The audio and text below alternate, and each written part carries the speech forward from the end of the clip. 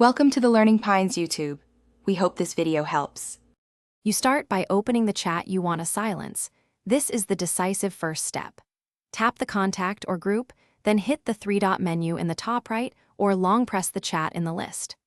Once done, select Mute Notifications to open the duration options. You do this now so you can pick the right length without distractions. Make sure your app is updated and you are logged in, because older versions change the menu placement. Now choose how long you want the silence to last and why. Tap 8 hours, 1 week, or always, depending on whether this is temporary or permanent.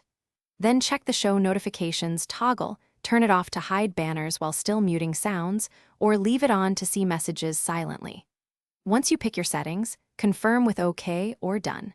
You do this so the app behaves exactly the way you need. It prevents interruptions without losing messages. Finish by verifying the mute took effect. Look for the muted icon or label next to the chat in the list and send a test message from another account if possible. If you need to reverse it, return to the same menu and choose Unmute.